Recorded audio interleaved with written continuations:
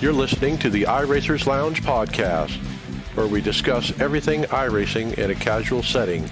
Enjoy.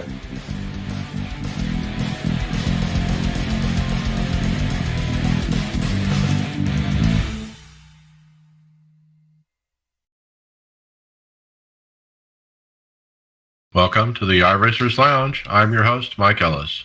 iRacers Lounge is a podcast for the iRacer, where we talk all things iRacing in a casual setting. Joining me are the usual characters, Brian McCubbin. Hello, everybody. David Hall. Hey, hey. Greg Hectus. What's up, guys? And special guest Tyler Williamson. Hey, everybody.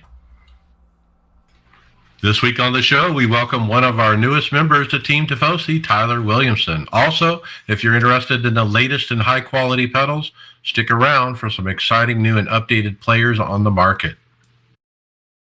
Also, remember you can follow along with us on your mobile device and in real time as you listen to the show, and see for yourself all of the great topics and podcasts we'll be discussing by visiting iRacersLounge.com and selecting the show notes. We hope to see you there. GridFinder is the home of online sim racing leagues. GridFinder is also a great resource to find paint designers and race commentators. Recently, they've been adding some great articles discussing various aspects of running leagues and sim racing in general. GridFinder is constantly adding helpful content and giving us all the more reason to visit www.grid-finder.com. Visit us to find a league or to upload your own. GridFinder is the home of online sim racing leagues. Tyler Williamson, we finally get you on the show. Welcome. Thanks for having me, Mike. All right. Well, you've been a part of the Team Tifosi for how long now? I think I joined right before Daytona. Okay. So you've been around several weeks of the season so far. And we just haven't got you on, but we're happy to have you. That's for sure. But let's get to know you a little bit more for our audience. I'll ask some questions. We're going to start with, when did you first hear the word iRacing, and then what did you do about it? So I am a huge Dale Jr. fan, and you can't think of iRacing without thinking of Dale Jr. with what he's done with that. So I've heard of iRacing for a very long time, as far as I can remember. I actually used to play the NASCAR 94 on the old Windows 95, the old Papyrus Racing. So it's something that was always talked about. And just, I can't even remember when iRacing actually started, but I just remember Junior talking about it, and obviously falling in love with it, with everything since then. Now, you're literally 12 days away from your 1-year anniversary, so I would say you're still a rookie with iRacing. Oh, absolutely. I've been console straight up from PlayStation 1, so just always wanted to make the jump, just never had the PC to do it. And then after meeting Mr. McCubbin, I fell in love with it and haven't looked back since then. All right. Now, you've been over at Brian's house, and you've tried his craziness over there, right? So that pretty much hooked you, huh? Yeah, the old Rig Mahal. It's pretty nice. Nothing like that that I have, but it hooked me big time. Okay, so let's talk about what you're running. Looking at your profile, most of your starts are oval, so it looks like you're oval-centric. Winning percentage 2.3% overall. What do you run besides NIS? I know we got you started on that, but what else do you run besides that? So I was doing really well in street stocks. Street stocks was my big thing. Really enjoyed doing that. I was running the trucks a little bit, Xfinity, regular A Cup. I just started NIS this year with you guys. But before Daytona, I had a 2200 iRating, and now I'm back down to a 16. So I definitely feel like I'm definitely getting some more races in. But yeah, no, I love the street stocks, love doing that. They just changed the model in there, so it's kind of like a fresh start again. Mostly the oval stuff. I really enjoy doing the SimPro Lab, the Mazda cars, and that. I'll do dirt every now and again when I can. Just don't have too much time for the dirt. But rallycross, that's a lot of fun. I like doing the trucks and really just mashing the gas and throwing some dirt sometimes. All right, so you get around, it looks like, and try all the different stuff. So let's talk about your setup. What do you have for hardware, wheels, pedals, and that kind of thing? Yes, so I am currently on the OG27 Logitech. So I love the wheel; it's great. I'm ready to upgrade, but it does really well. I'm actually have a rig done. It's an 80/20 rig by 4Play Racing. Something similar to what Brian has. Just this is the competition light that I use. So I got the G27 paired up with that, and I got went with the HP Omen as my computer. So I got the 2070 Super. Pretty much no issues. It was ready to run. Got it last year, and no need to upgrade anytime soon. Everything does what it needs to. Okay, so you got a nice rig, you got a nice video card. That's the same card I have, by the way. And you got a wheel that'll last a long time. In fact, I had a G27 for years before I upgraded. So nice setup. But now, what about your monitor? Are you using VR? Are you on triples or what? So I am single monitor right now. I have a ultra wide curved Scepter. It's a 36, 38. It does fairly well. I've tried the VR before, but a little bit of motion sickness gets a little bit involved. I don't know why, and the camera shake that gets to me. So eventually, I do want to get to VR just because I definitely want to be fully immersed like that. But for now, it's just a single ultra wide. Okay, what about third-party software? I know you're running TeamSpeak, but what else do you got going? Yeah, I do TeamSpeak. I'll also do. I have a spare cell phone that doesn't use anymore, so I run SimHub through that. Use that as a second screen. Put it right next to the wheel. Use Race Labs. Obviously, Trading Paints is always running. Crew Chief. All the good stuff. Okay, very good. You know about all that. What about League and Hosted? Are you doing anything in that arena? No, nothing League, nothing Hosted. I'll pop in Hosted every now and again to do. I believe it's called Talladega Got a Pit, and it's just I love restrictor plate racing, especially with the new model that's out, and I just can't seem to stay off the track. So it's even better in Hosted since it doesn't really attack my ratings. Now, I was going to bring up a story. You and I had some fun the other day. You ran the trucks at the iRacing Super Speedway, and I popped in to kind of watch and spot you, or I don't know what the situation was, but I was watching, and it was kind of fun because I was like, hey, why don't you try something else? Because I was watching you where you ran and how you run, and I kind of gave you a different idea, and then you didn't think twice. You just did what I told you to do, and then tell me what happened. Man, we went from where were we? We were like 12th or 13th, and went right to the front in about a half a lap. Just went right up through that middle, and I got to tell you, Mike, I have been using the middle ever since that race. So that was so much fun. I was trying to get some of that AJ magic that happened the other day, and it was that was probably the most fun I've ever had doing this on the ovals yet. Yeah, normally this is a move you take at Talladega, which we do have coming up in a couple of weeks, because on the Talladega, people run the bottom and the middle, but if you're really good, you can make a new middle that's kind of in between the middle and the bottom, and that's exactly what you did. And the side draft, just like you said, took you right to the front. I was excited, to say the least, to see you just march up through there after just a few little tweaks I gave you, and boom, that was a blast. Yeah, that was awesome, and that side draft was amazing because going back and looking at the replays, you can see where I'm drifting a little bit high to pick up that guy, and then drifting low, just like how you said. And man, that was awesome. I could have used you so many other times. Yeah, and then you were there to witness another moment that we had with another teammate, AJ Pritchett, when he won a race at Atlanta, and you were part of that moment, and I know it was a special moment for me and AJ, but it was special for you too.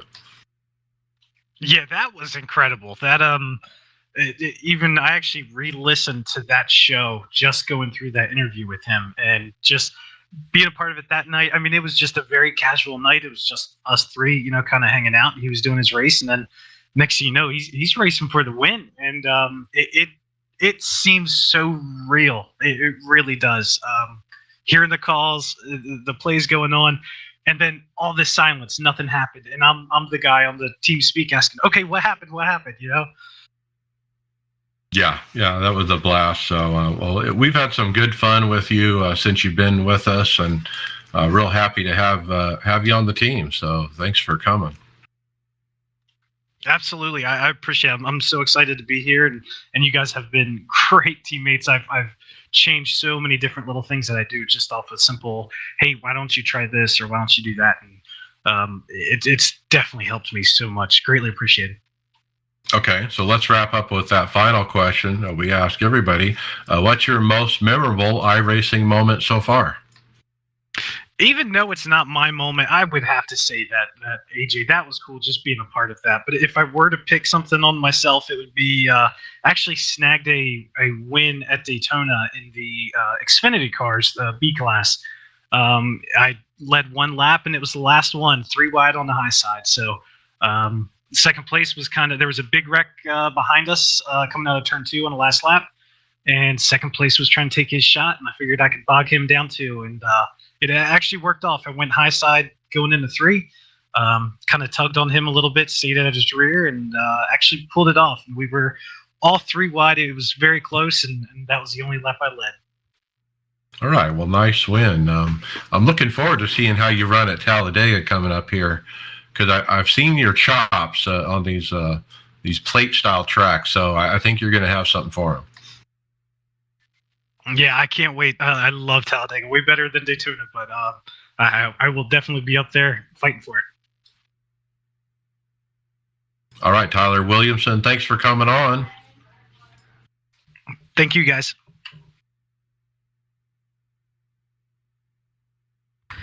Okay, we're going to jump into topics, and we're going to open up.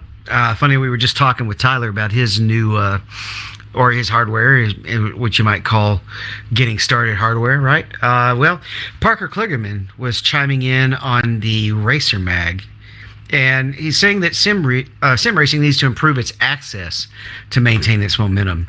I gave the article a glance, and I'm not sure exactly what all these he means, I guess, unless he just thinks it all needs to be cheaper or maybe the hardware is too expensive. But he is coming up with one solution that he's particularly participating in, which is they're doing the an iRacer secondhand shop, which is a good place to have somebody with that kind of name and credibility supporting that type of environment for people to pick up secondhand hardware. Because for somebody who's looking for more affordability, that is one thing that will actually bring in more accessibility. Yeah, we talked about eracer.gg last week, a buy-sell community for sim racing hardware that they started. And this is an article kind of about that. And his angle is, hey, if we get everybody selling their secondhand equipment, it drives down the price and it makes the entry level cheaper for people who want to get interested.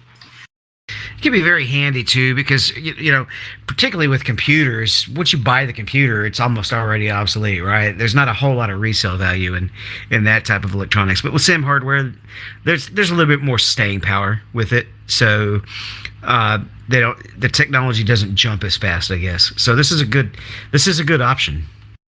Yeah, I am going to read a quote from the article that Parker put in here. He said, quote, "I have so many friends and people who don't even watch racing, but they're barely interested in watching races that I'm in," he told Racer Mag. "But the fact that they can drive a race car on a computer, they just light up. They just become consumed by it." I was like, wow, this is an amazing thing. And if we continually make it easier for the person to discover that they want to do this and be set up in the quickest amount of time possible, we're going to win as an industry.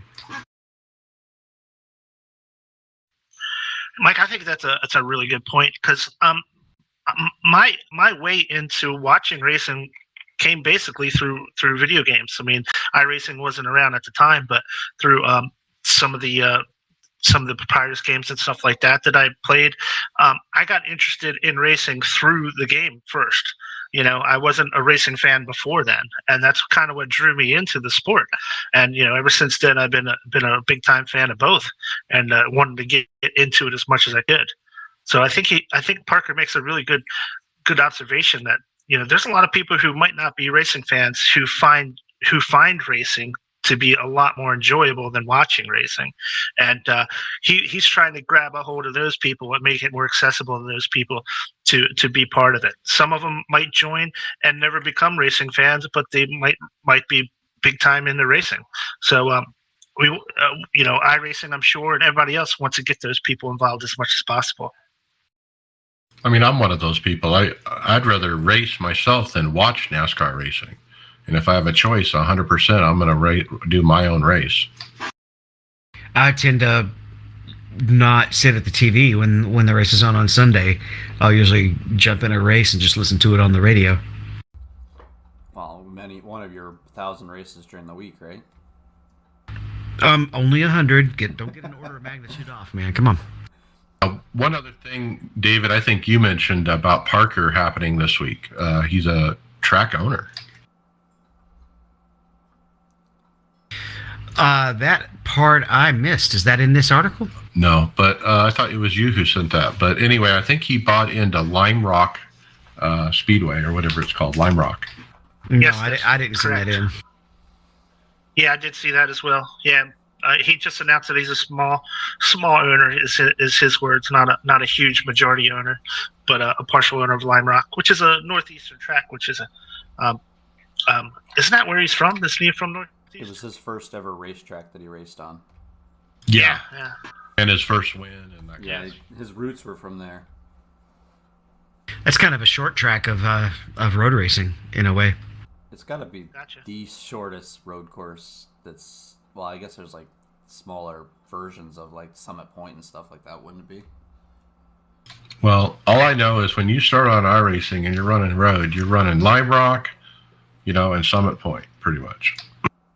In Laguna. Which is all free content. All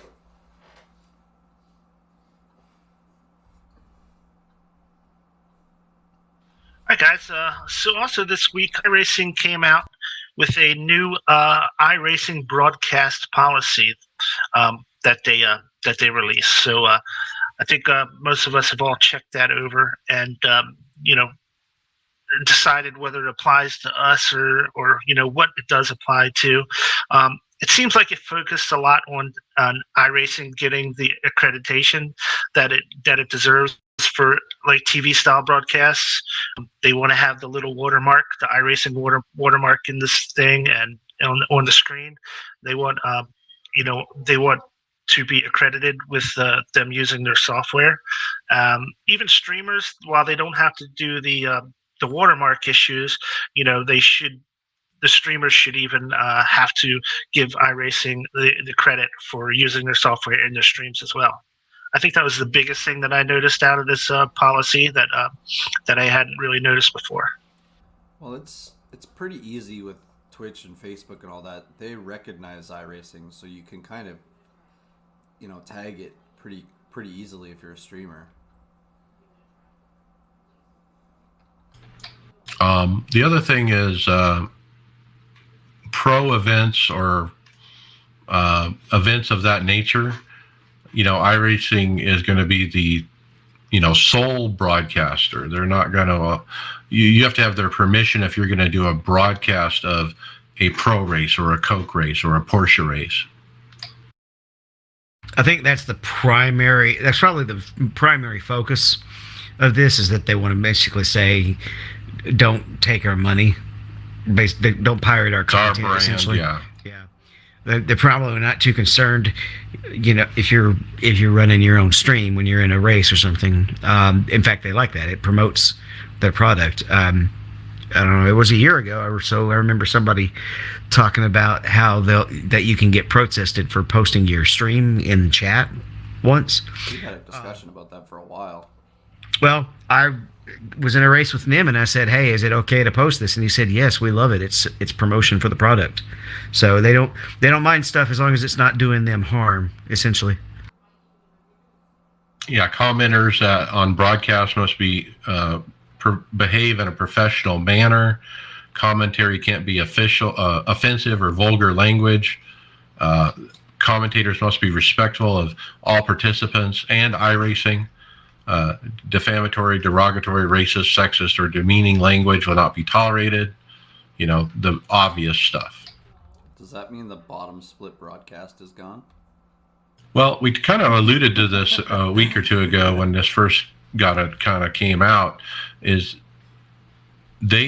bottom split were saying this was put out because of them doing the Pro Series or the when they did that last fall. With all the stuff that went on with NASCAR last year, and the couple incidents they had, you had to figure something like this was going to protect. They got to protect it in writing at some point to get full legalese for it.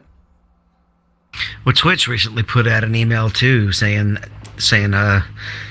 they'll come down on anybody who violates certain community standards as far as they're concerned with even with stuff along the lines of cyberbullying or definitely promoting mass violence or just anything that they find offensive.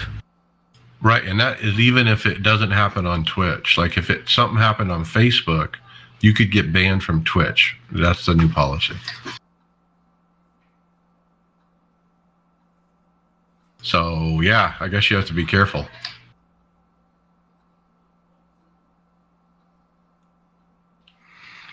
All right, guys. Next up, we have mic check. Can I get a mic check? Yeah, I hear you. All right, cool. Thank you, guys. So Gary DeMoss asked in the forums if members asked for a mic check at the beginning of a race session. So we had 502 people vote on this, and I was not surprised. 91% said no, it's needless. We had about 33 people say yes, I'm serious about it. And then another 11 people say, yeah, I do it just because the others do it. So I don't know how many times I get in that race and you're all fired up, you're ready to go. Then you just start hearing that mic check, and then you hear the mic's not here, or no, we don't copy you, or just all the fun jokes. Do you guys get that? I have to do it every race on mine because for some reason when I reloaded iRacing this time, I don't know if something got changed, but mine automatically sticks me in what is the top one? Team chat. So I have to move it down to the driver's channel for anybody to hear me, and so that's why I always check just to make sure it's in the right channel. Well, it goes to team if you're in a team event. Well, I don't know what the top one is. Whatever the top one is, it always has me defaulted in. I wonder if there's anybody listening to this, if there's a way to change that where you default to the driver's channel always. I just don't see where I'm missing it. Yeah, I'm loading into driver's channel. Now, something you can do, if for my microphone USB cable falls out really easily, it's bent just out of place. And if you're in iRacing and your microphone becomes unplugged and then you plug it back in, you have to make sure and go back into the sound control panel for it to kind of re-recognize the mic. Otherwise, it won't. It will light up, but nobody else will see you lighting up. But you don't have to actually say mic check. You can really just key up and like snap your finger or something, and there's a little green bar. If that green bar is not moving, your mic's not getting picked up. I just want to make sure I annoy people because it's great for people to know who the annoying one in the room is. That works. I actually use the crew chief app. I have it programmed, and I'll ask the crew chief, "Can you hear me?" And then he'll respond back. And it works great. That still won't tell you if the mic's configured in iRacing correctly. Haven't had a problem yet. Now, what about the times when somebody keys up, but they don't say anything? Like they go by you and they're going to key up and say thank you, but they never actually say anything. They just key up, and that's almost like a courtesy in races. Have you guys ever seen that before? It's Sorry, really David. Standard in multi-class. Yeah, it's the quick way of doing it because you're trying to focus.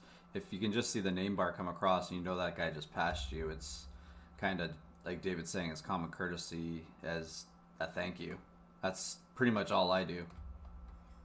Yeah, that goes back to all the way to NASCAR racing in Papyrus. We used to do that in the league I was in there.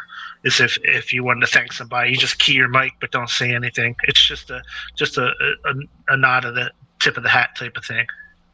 Like a wave of the hand, right? Well, and sometimes when with all 5 fingers. sometimes when you're passing somebody, it's, you're kind of either in a corner or something. If you just can quickly flick the button, it's just a quick thing, because it'll show up for you, because you can program how long it stays on screen, can't you? That bar doesn't it get a little bit of a delay? No, that's something you can build No? into TeamSpeak, but not iRacing. Oh, okay. I'm gonna start doing that because I've actually screwed myself up and brushed the wall thanking someone for letting me pass them, and I gotta look like an idiot right in front of them. I'm thanking them as I'm hitting the wall. No, it's totally cool just to key up and not say anything, just for a moment, and then let go. Well, I guess someone we might want to be thanking is iRacing and Greg West here for not pulling that April Fool's joke on the Formula V car. So I guess in a post here, Greg West confirmed that they are working on they're building one model of this car, and I guess there's various different types of these Formula V cars with the rule books, and they're just going to use multiple rule books and try and make a car. They have it scanned, but they're just working on it. But it's nice to see that the speculation was right. There isn't it wasn't an April Fool's joke. Yeah, I sent this post to a friend of mine who actually raced Formula V about 15, 20 years ago, and he noticed that the car was the tires are wider and the car was a little different than the ones that he had. I don't think it's changed that much over the years for the SECA, which is what he raced in, but I think there's a bunch of different rules nationwide, and they just picked different rules from different associations. I think Greg West posted it just to try to make the most fun driving car that he could, using the different rules that are available. So there's not going to be one rule book that this new car is going to officially follow. It's going to be based on several different rules, and so it won't be an exact replication of any particular car that's right there. But that being said, I am really glad that it wasn't a joke. It's kind of funny that they keep doing these head fakes on April Fool's Day with some of these releases that they've come up with. But I was really glad that this is not going to be an April Fool's joke. I really am interested in trying this car out when it comes, and being that it's going to be a free content, man. Why wouldn't you? It's going to be fun. So entry-level rookie-style open-wheel car for road. So like when you start iRacing for road for the first time, it's usually the Mazda. But now I think you're really going to choose between Mazda or the Formula V, depending on if you want open wheel or not.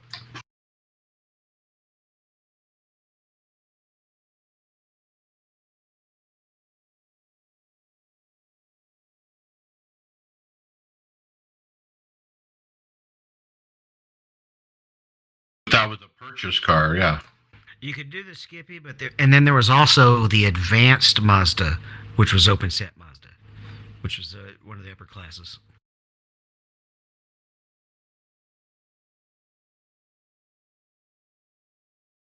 The Spec Racer. Yeah, that was. I think that was. I have that, and I know I did buy it, so I think it must have been free content at one point. Okay. Next up, iRacing and Fast Pasta team up.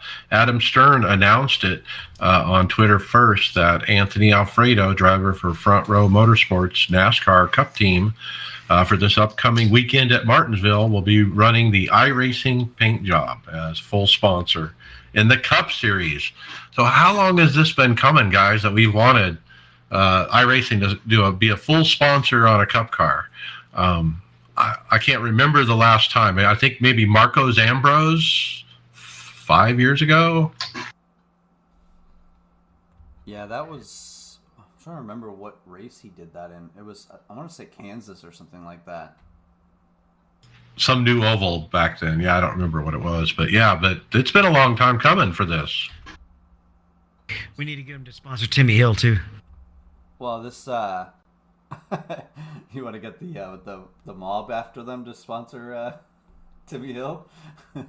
let's start a, what is it, change.org, where they have the petitions, right? Get one going. Well, Alfredo didn't make any friends when he was sideways on the road a couple weeks ago too. I was gonna say this is a pretty sharp paint job too, and obviously obviously to replicate what his car is gonna look like on the track. But man, I kind of dig the way this is done. And it looks good. And it's also pretty neat. He's got the car in the sim as well as in real life. You can see some slightly different proportions with the lines, but it's all the same styling. It just doesn't all like in some places the red versus the blue are different comparable thicknesses.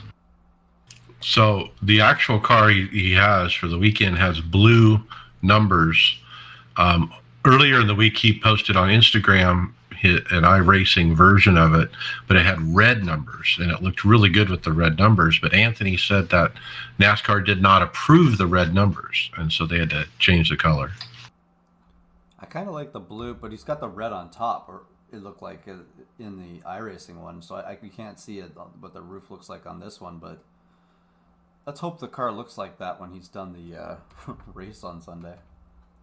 Or Saturday, Yeah. sorry. Saturday.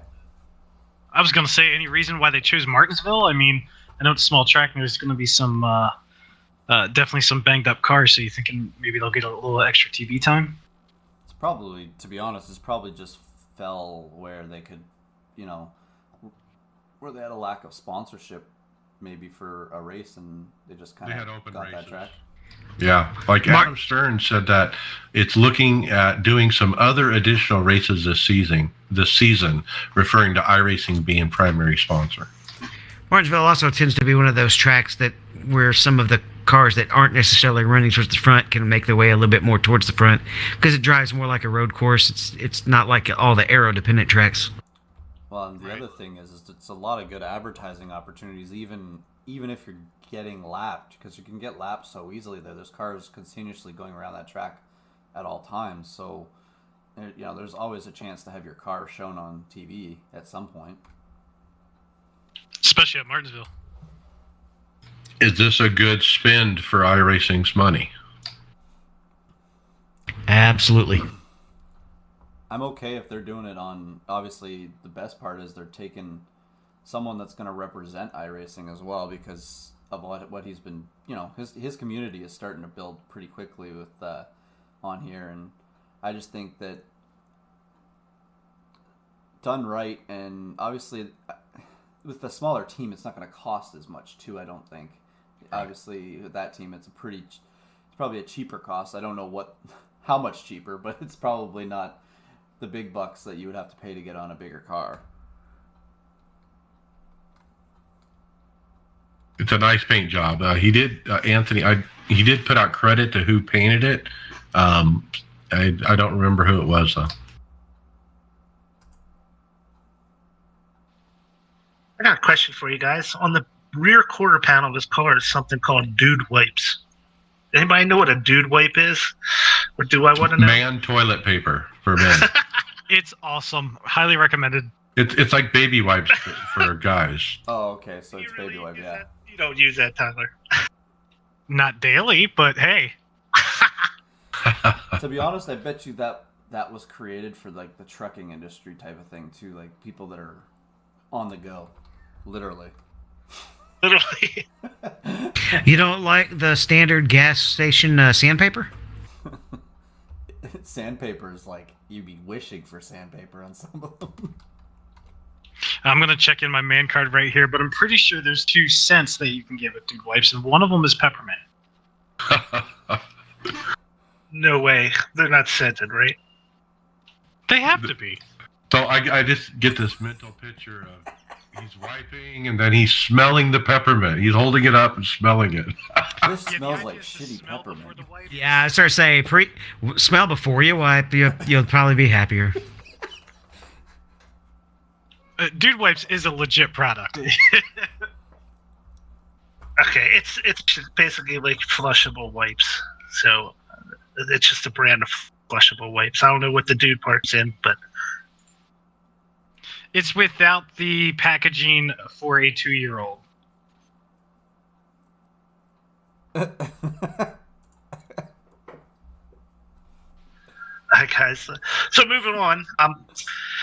For the first time this weekend, iRacing is holding their inaugural Throwback Cup. So this is a 400-lap race at North Wilkesboro Speedway, and they're going to be using the Throwback 1987 Chevy Monteclair and 1987 Ford Thunderbird. So it's the first time that they're running one of these retro races as a special event. It's coming up. Wow, it's your favorite, Mike, GMT time. Friday at 2200 GMT, Saturday at 7, 12, and 1600 GMT. So you get out your date translations and figure out what that is in Eastern or Western time, wherever you're sitting. 8 o'clock, 3 o'clock, 8 o'clock, noon. There you go. That's Eastern time. Yes. The right time. The Eastern time, the right time. But it's 400 laps, and I need to run Martinsville too, so I don't think I'm going to do it. But it's 400 laps after a 120-minute open practice. Like, that's going to be a long event room. You thought Martinsville was bad? Try 400 laps at North Wilkesboro in that car. Should we tell you the story of Rockingham last year in the majors? Yeah, I want to hear it. Yeah, let's go. Oh, well, it wasn't. This car wasn't out yet, but it was running the ARCA car, and several of the servers ran out of time instead of completing the 400 laps because there were so many cautions. Yikes. Timed event. So you were you good at it because you're used to time events? I've survived, and I got a top 10, I believe. I'd have to go back and look it up, but yeah, it was just a matter of staying out of trouble. I wonder if there's a tire limit on that race. Yeah, those things chew tires. But in that era, they didn't really limit tires in the top series. Right. They didn't limit a lot of things. Could you still swap engines back then without taking a penalty? Yeah, they'd probably have a qualifying. I think in '87 they would have a qualifying motor and a race motor. Because didn't Bill Elliott have that really fast qualifying motor that he did that 212? That Tally? Yeah, we would switch them overnight right before race day. Yeah. A little bit more information, guys. It's oval D4.0 and up license restriction. So it's pretty much almost anybody can get into this if they really want to. This is the perfect track for this car too, by the way. I just think they're built for each other. They were released together. When they scanned the cars and the track, they were meant to be released together. I think that was the idea, and it's a pretty neat event. I'm glad they're doing it. I'm just sorry I'm not able to participate this time. Yeah, I've actually spotted you on one of these 87 Cup races at North Wilkesboro, Mike, and you were really good on that track. So, yeah, it's too bad you're not going to be able to make a run of it. Yeah, it's a special line there. You really have a really late apex. It's not where you normally would think it would be. Yeah, those cars are a lot of fun. I'm just glad to see iRacing doing a little bit more with them. Since their drop, there really wasn't much going on with it. Yeah, that's a good point.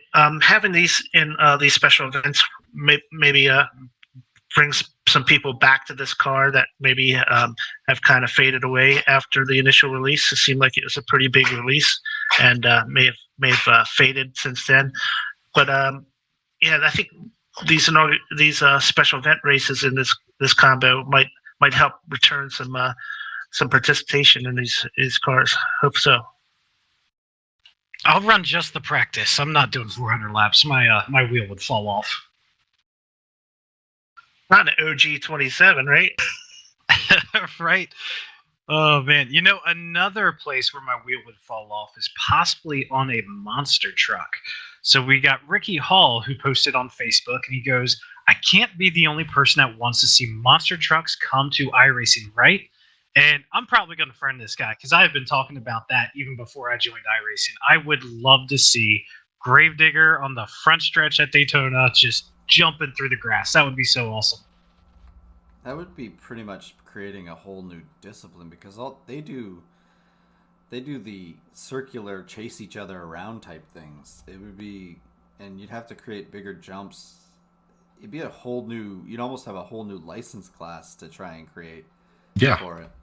Yeah, you would have a different license class, I think. Because it's that- based on style and points. And if you're looking at bringing these in, what's to say that they're going to go to drag cars? Things like it's just going to go out of hand too, right? You can think of all kinds of different motorsports you could bring in, right?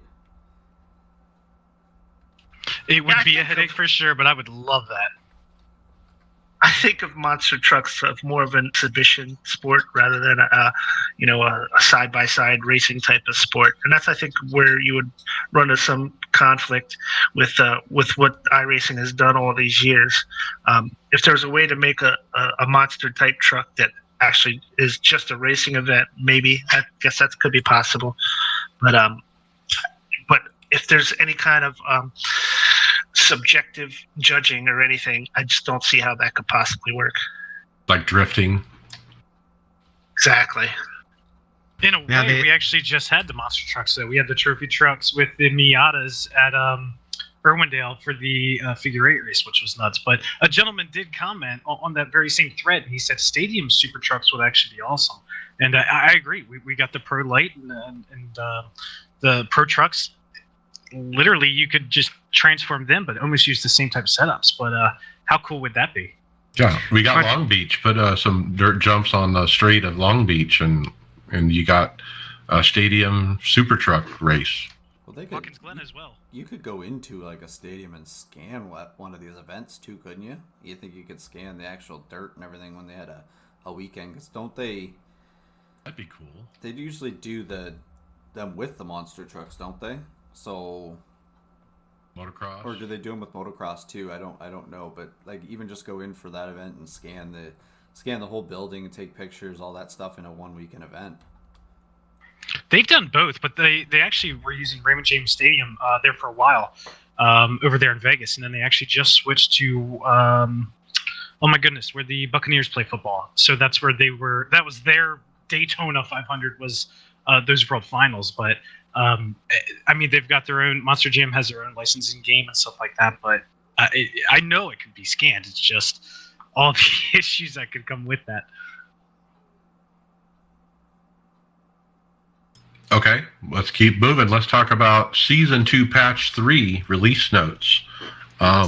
They changed the physics. The chain fence stiffness and damping have been reduced to prevent drivers riding up on the wall and driving on the fence.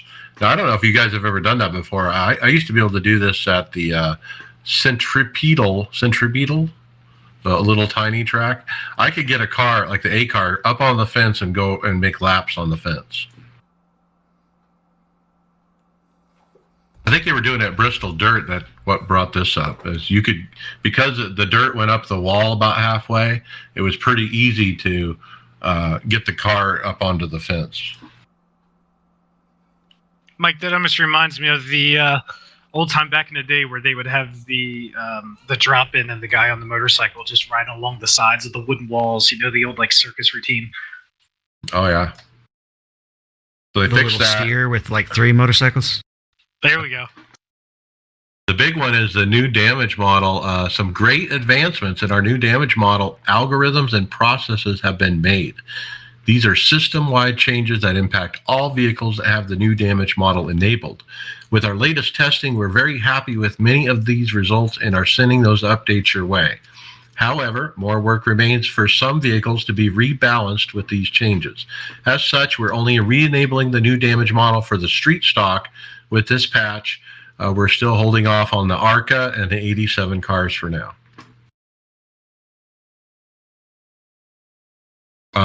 And then several other specific damage model changes to some of the cars, the road cars specifically. Have any of you guys driven the 87s with the new damage model? Well, they took it away after the first week, so I don't think I did that first week. That first week was nuts. Cars were mangled, and that is a heavy duty car. You can beat the crap out of them pretty well, and they'll still go pretty straight. But man, it was nuts. We were like crab walking down the backstretch. It was crazy. Yeah, I think it was the tires were coming off too easy. That's one of the reasons they took it back out. Hey, did you guys see on the notes that they've done a update for the Cup cars for Darlington to make sure that they have the right downforce package? And I guess some visual changes to the car for the front windshield having the names on them. Yeah, I definitely noticed during a Martinsville race, I was telling Tony, the font has changed on the banner that I saw in the back windshield. Actually, it shows your last name on the back of the windshield, and then on the dash where it shows your name and your number, that font is different too. It looks a lot more clear. It's not pixelated like it looked before. Gives you a little bit more room to throw in logos in that little space as well. What else? That's pretty much it for the release. How about a prediction? Well, I was going to say I have a prediction, but it's not actually me that has the prediction. I'm just going to give you somebody else's. Thomas Goldalian, he has a prediction that the finale is going to have the new Porsche car. And it's because it's not indicating currently on the Porsche Tag Heuer schedule what the car is. And he thinks it'll be that. I actually like the guy's reply below, though. They should throw the 919 out there, and I'd love to see those guys run that. That's one of the things that actually kind of disappoints me with the Pro IMSA Series Invitational that they run right now, is they just run their one class, and part of IMSA is the whole multi-class aspect. Right, so for the All-Star race for the Porsche Series, they change cars every 3 races. They did the Cup car, the Cayman GT4, then the 911 GTE, and then, yeah, this one is TBD. So I don't know. It might be a good guess. I mean, why would they list it to be determined? I mean, if they didn't want to put the name out there. Maybe they'll do the hybrid 919. It's what we were just talking about. Oh, is it? Okay. My bad. I think I thought you were saying the new car. Well, this guy's predicting the new car, but then the first reply says set them loose in the LMP1. Yeah. I was kind of thinking it might be what they did with the IndyCar series, where they just do a fan vote type of thing. Fans get to vote on what last car they race. Yeah, that's kind of what IMSA did with their series, didn't it? Yeah. Well, you got to pick this track. Right? The track, right? Yeah. With the IRL stuff, yeah, which should be going on right now, actually. Yeah, that's kind of hard to cover that IMSA series because it literally happens as we're recording this podcast. So. Yeah, so I'm betting more towards a fan vote than a new vehicle coming out. It'd be cool, for sure. And iRacing has kept some pretty big secrets lately, but I'm not sure if I go with this one just yet.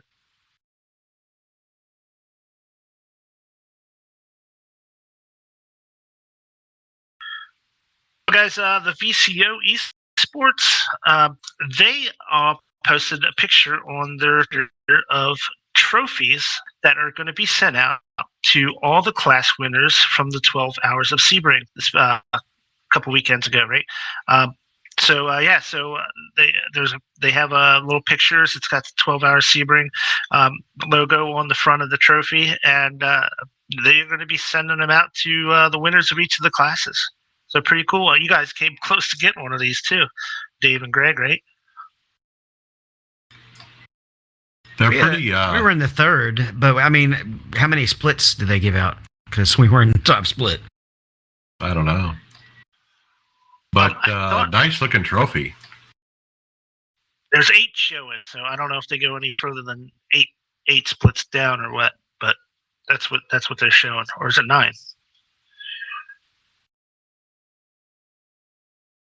Count again. I count 7.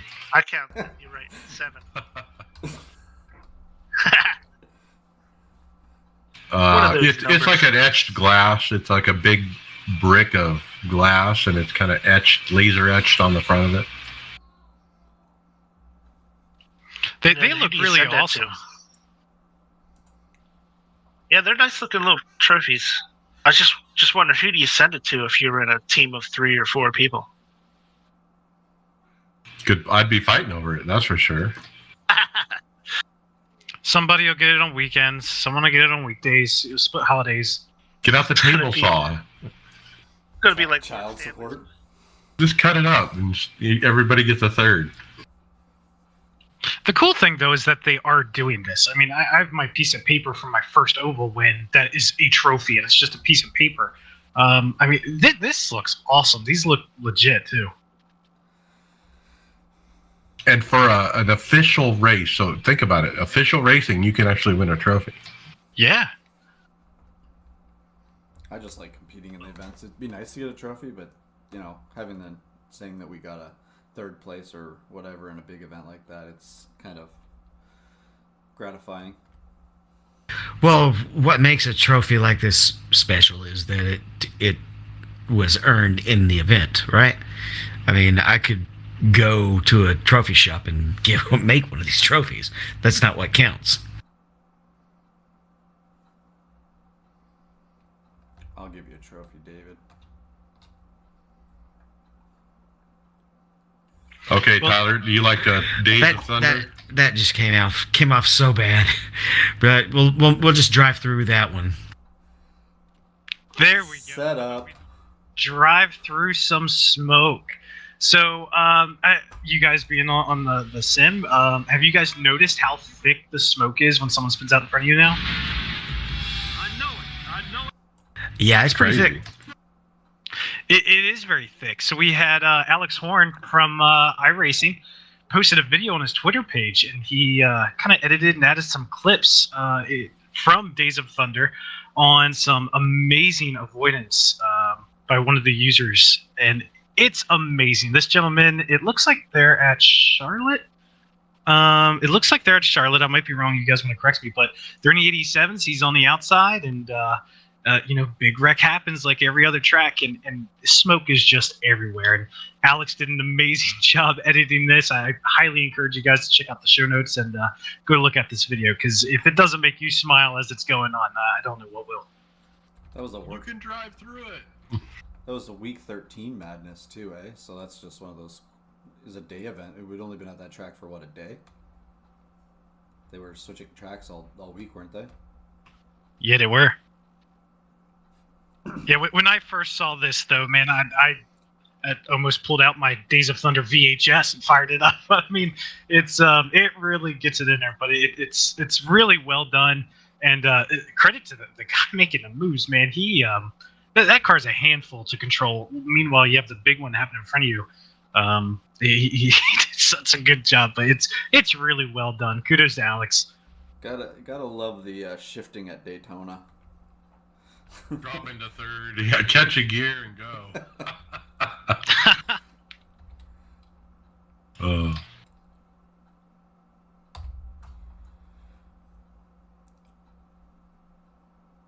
So, anybody wondered how to get out of the rookie class faster? Oh, I know. Took me 2 races at Bristol Dirt last week. Well, it's a lot easier to get a rookie now than it used to be, and I don't know if it's a good thing or a bad thing, but Overtake wrote an article about how to get out of the rookie class faster, and it's kind of basically only had like 3 bullet points to kind of follow through on it, like they were just trying to make on it. There's a whole bunch of things that really go into trying to make it out of rookie class, but they do hit the 3 main points that, make a whole lot of sense. And I mean, David and I talk about one of them here a lot, but, practice is always going to be the thing that we're going to talk about first. So that, you got to make sure you're ready to drive the car that you're going to be racing in. So you make sure you get some laps and figure out, you got to figure out how to race with other people. That's the biggest thing with making sure you're ready for a rookie race. It helps if you're in top split NIS too. Would you just leave top split NIS alone? The second point that they made here is sometimes, and I think this is David and I talk about this all the time, especially with the IMSA series, is sometimes you got to lose a battle to win the war.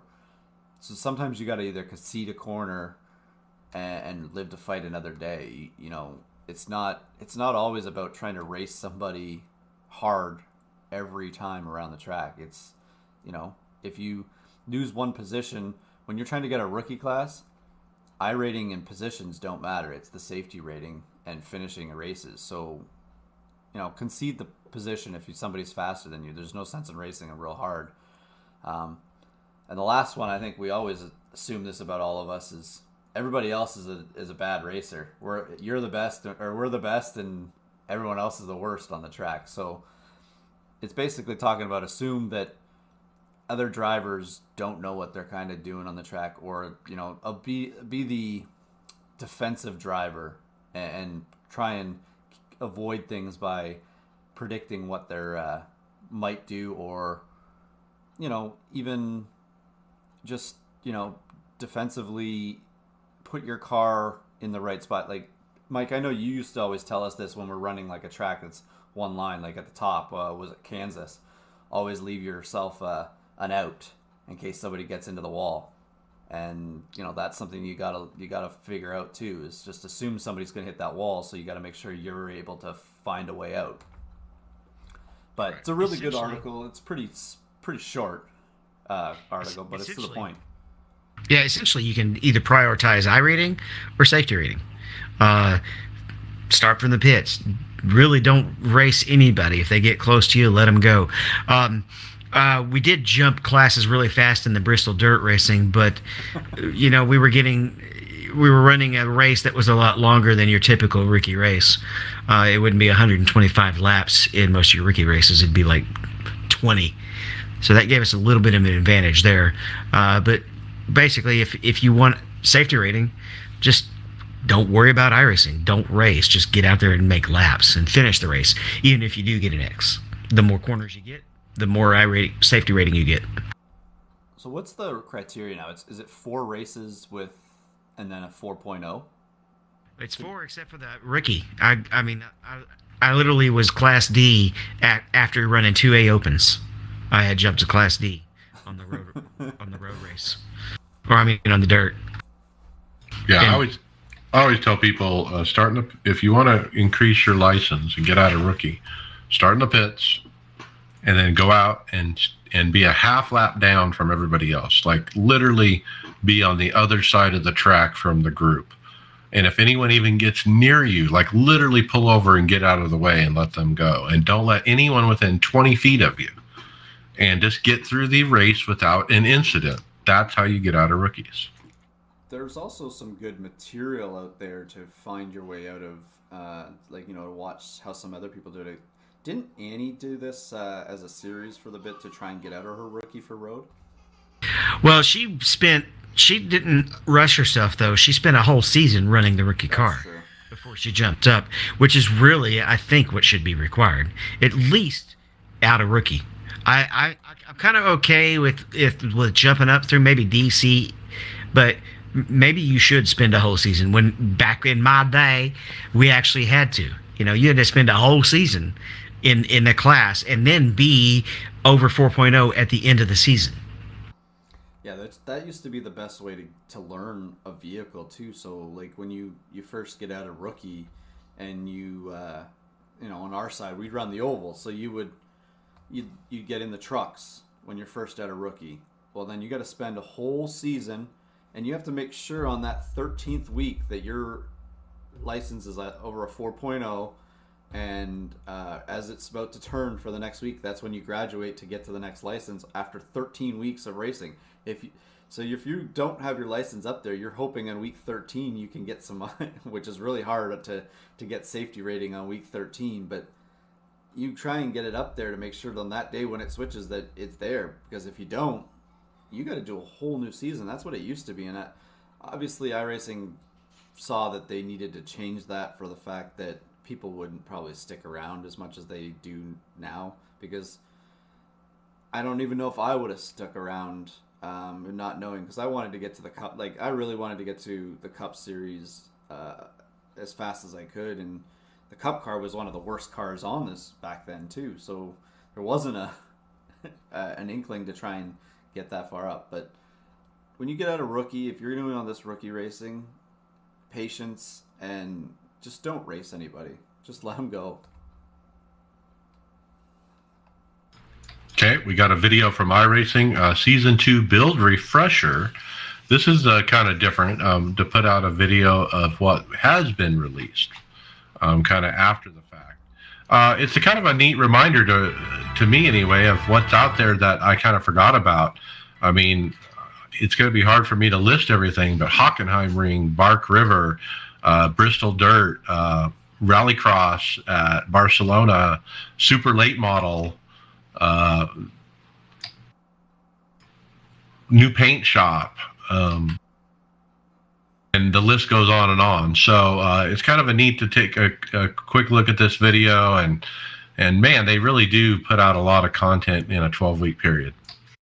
Well, and I think when I first saw this come up too, it's like they normally post this like a couple days after the build has come out, just kind of as like, we usually cut, the first week we usually show this video of on the build week.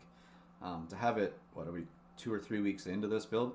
I thought it was like, are we already on week 13 coming up and we're on the next build? I was like, when I first played it, I'm like, but then, you get to this and it's like, okay, yeah, it reminds me of all the advanced stuff that they've done, and just all the stuff they've added. And all this stuff is really boosts to the typical iRacing standard. Really, really nice videos. Great shots of the new cars and new tracks. It's what we've come to expect with iRacing and their production level. And they don't disappoint in this one too.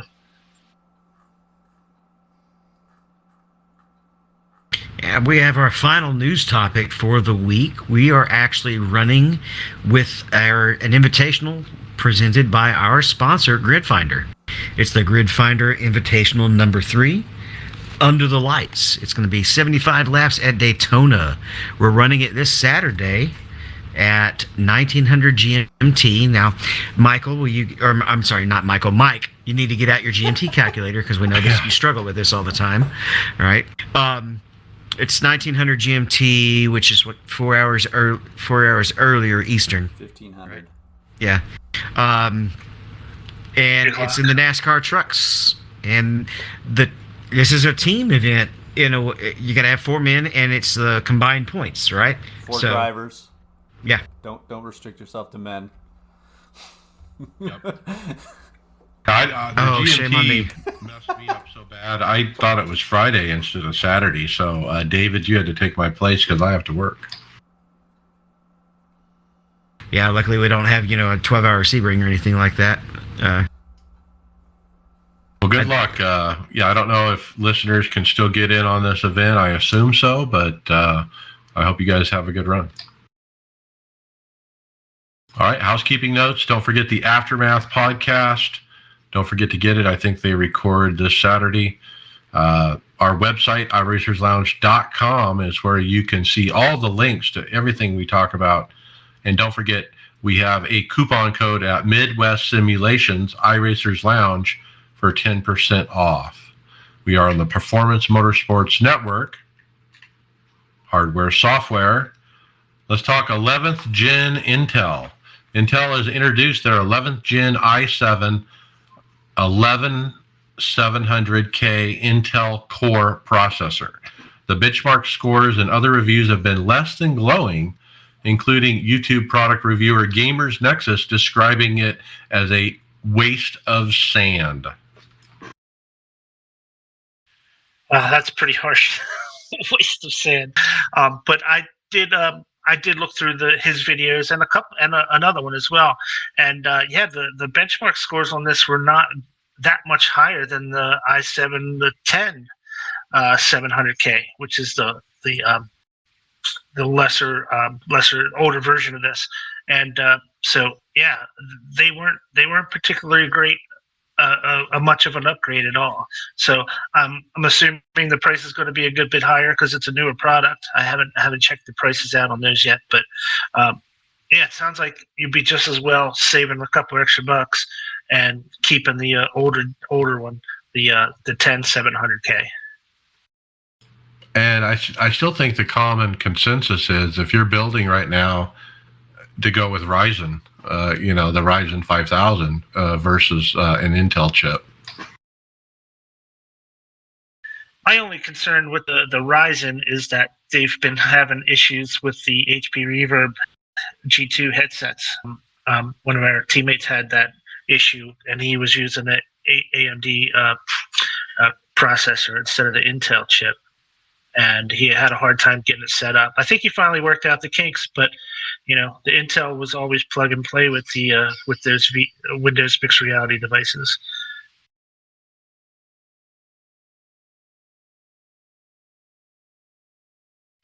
All right, next up we got a rig review by Real GT.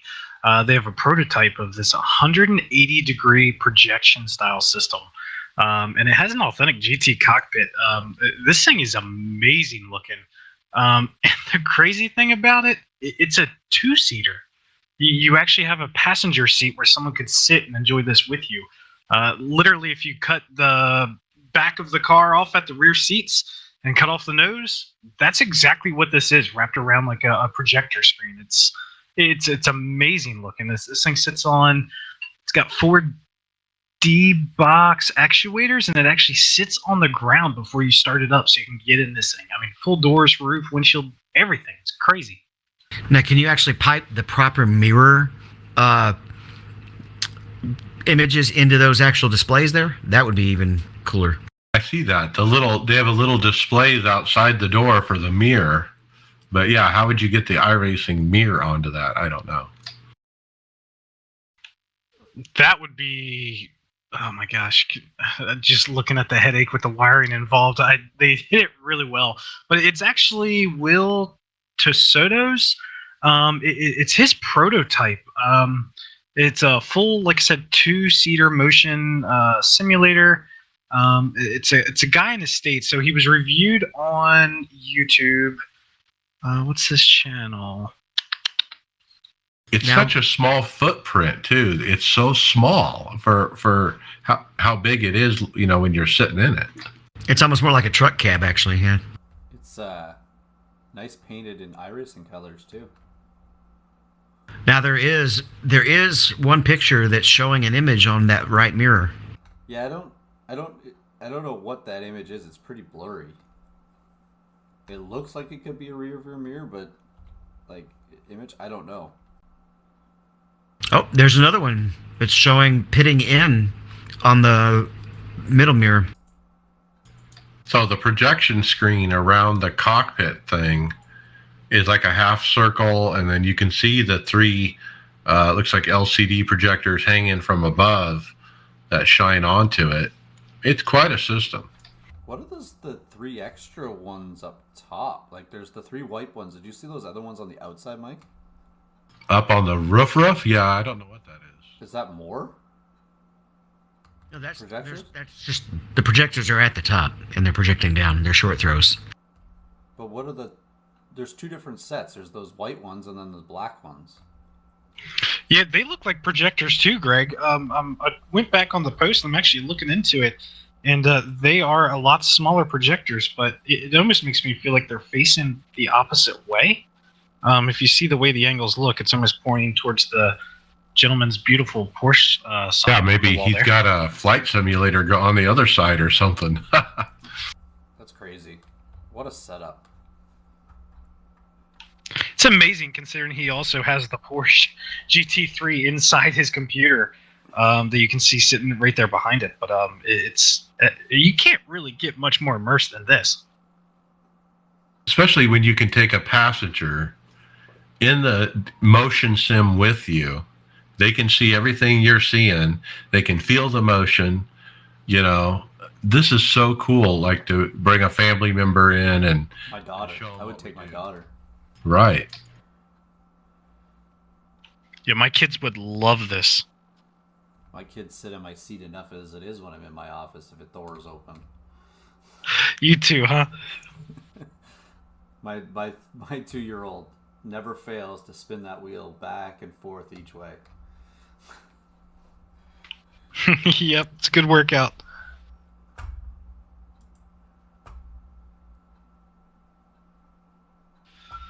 Okay, guys. Next up, we have a company from Croatia called Rexing, spelled Rexing, and they're offering a GT steering wheel.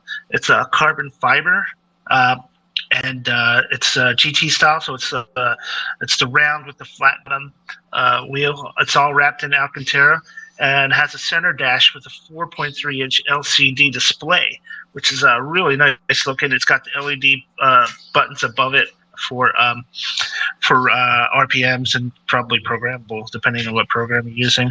It's got tons of buttons. It's got the carbon fiber print on the front of it. It's a very nice looking wheel. They are asking €1,240 plus VAT tax for that bad boy. Definitely a high-end wheel for sure, and probably comparable to some of the other wheels we've seen in the 1,000 to 1,500 euro range, like cube controls, for example. But you said this is Croatia? Yes, it's Croatian. It's really nice. It's got that carbon fiber look too. I don't see any paddles. I got to open up their webpage, but on the picture yeah, that's on they our definitely script, have magnetic paddles. There's a little one behind there. Okay. They got thumb encoders that you really can't see from the front, but there's on the side there's little thumb rotators. That's actually really smart. Like David, I think the Formula wheel that you have has right where your thumb would be, isn't it? The rotors, yeah, there's rotors on the left and right, and they're kind of a little inconvenient because I keep hitting them accidentally, so I've unprogrammed them from anything. Okay. I just think that looks like the where they are. That'd be it would be good for programming some stuff on the GT cars. Might be a little bit easier to not hit them on that because you got more circumference with the rim, or more diameter, not circumference. I like that it kind of. I just like the whole design of it, the color coding or the color of it and everything in the carbon fiber. It looks really, it's a nice wheel. I admire all these nice rims, but in VR you can't enjoy them. Yeah, it does look nice with the display and the blue against the carbon fiber. Probably enjoy these next things though, whether you got VR or not. Now, Mike, you're gonna have to help me with this one. So the first set here is the old set, right? Well, or an older version. These have been on sale for a long time, for probably 2 years, maybe. So it's the HPP simulations, with their JBV 3 pedal system that we're showing here. It goes, when you click that link, it goes to. Is this the new one he was promoting on the iRacers forums too? He's got a redesigned version of these. He did post on the forums that he's designed a new version of the pedal pads and skins. Yeah, because they look different on the image now, right? Like, they look a little bit more comfortable to press, and they got a couple different styles to it. Right, so it's kind of an upgrade to a pedal that's been out for a little bit, but it's not like a major upgrade. It's just a change in material, maybe. Yeah, and it looks like they're a little bit D-shaped. They're angled back, like they got a bit of a curve to them. So this is a really nice. What did you say? They're the best pedal set you can buy. You think for hydraulics? It's one of them. We're going to talk about 3 different pedal sets today, but this is the first one I wanted to bring up just because it's updated, and this one's been around forever, and I just love how they look with that powder blue, anodized, petty blue or whatever it is, and the stainless steel. It just looks sharp. Now it's showing on the website here $1,495 for me. Yep. Yep, that's what I see. Okay, so, you know, a decent About price tag, $3 but grand they look Canadian. good. Yeah, what's the conversion? I don't know. Canadian costs a couple vaccines that we can't get. Yeah, I It's a really vaccine like. and a vaccine and a Stanley Cup. And Tyler's firstborn. So the one thing I want to point out about these before we move on to the next ones is look how low profile it is. The pedal, the brake specifically. It's all built in right behind the pedal. There's not a big reservoir that's sticking up, like some of these other hydraulic pedals. It's very compact and, like I said, easy to look at.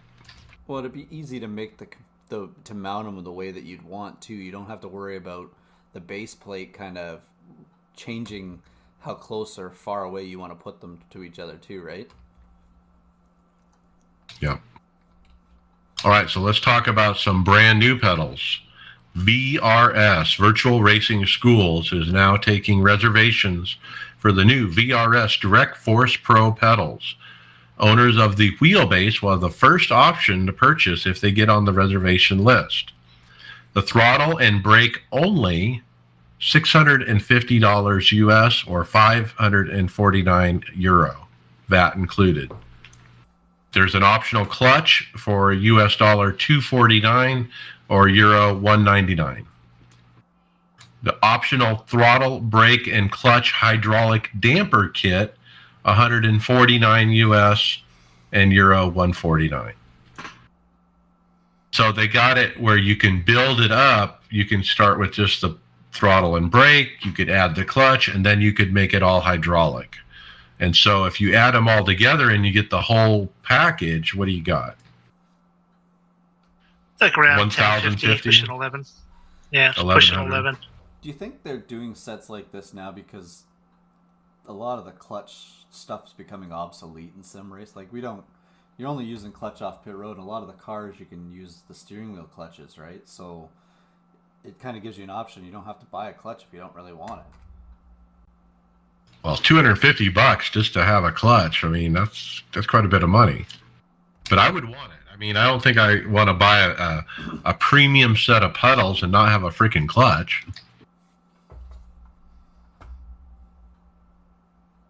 Now, Chris Scales, our teammate, he about lost his lunch over this. He's been waiting for these. I think this is what he is targeted to purchase for his pedal set. He's kind of been waiting for these to come out. So he was definitely on board when this was announced. Just about as much as some of us might be Fanatec fanboys, he's anti-Fanatec. He thinks they're the devil, and he's excited to see a competitor come in and is going to jump on the VRS bandwagon. Well, they got a good wheel. We've heard really good things about the wheelbase. I haven't heard a lot about the pedals yet, but there's nothing to think that these aren't great pedals. Are they worth the 1,100 though? Do you guys think these will compete directly with the Huskenfelds? Do you think you'll knock them off? The cheaper version without the hydraulics, sure. Because Huskenfelds are really just load cell, right? Yeah. I know, that's just... Shoo, that's a lot for pedals. But my I'd rather question just go all the way. will the $1,100 version, the hydraulic version, compete with what we just talked about, the HPPs, or the Ricmotech, the $1,500 one that Joe Owen has? When you're looking at the image of it here, it's kind of obviously they're still working on it. It kind of just looks like, obviously it's their first version, kind of. It just kind of looks a little much. It's not pretty. Yeah, there's no eye candy to it. It's just kind of reminds me of like Scale X type stuff. A Rector set is Yes, what that's what I- Rector yeah. set. That's what I see. There's not an extra piece of metal that to encase it and make it look all packaged, but I don't know. That's not a priority for me, especially in VR. Well, you don't even look at them when you're putting your feet. You're putting the putting your feet all over them. I can just imagine how dirty these things get with your feet. Like a lot of guys, I've raced with just my socks, and just seeing a lot of that, how open it is, man, that's gonna get dirty as hell. Well, if you, I run racing shoes, and I have a flat spot on the brake side, or sorry, on my gas foot, built up because of it rubbing up and down on like the cheese grater part of the pedal, and it kind of creates a little bit of rubber comes off of it. Unless you have everything completely closed and sealed to air, dust will get anywhere. You're not gonna keep dust out of it. Even on my OG 27. I'd buy those HPPs at 1400 over. I'd buy these any day. Well, these aren't really proven yet either, right? These got. That's the thing. Do you really want to buy I'm sure the they're first fine, one? but other ones are proven. You're right. They've been around. A lot of people like them. But, even VRS says on their website here that these pedals are currently being used by Josh Rogers, Mitchell DeJong, Martin Kroenke, Mac Backham, and David Williams, some of the best sim drivers in the world.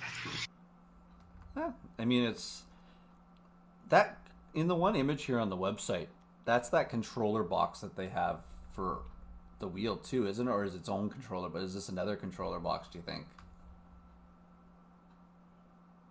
Not sure. I think it's a separate controller box. It's like a pedal fest here on the show tonight. Yeah, and in that theme, I'm going to jump ahead to the next pedal story just so we can do them in a row. And this one is called the Q3 Sim Sport Pedal Set.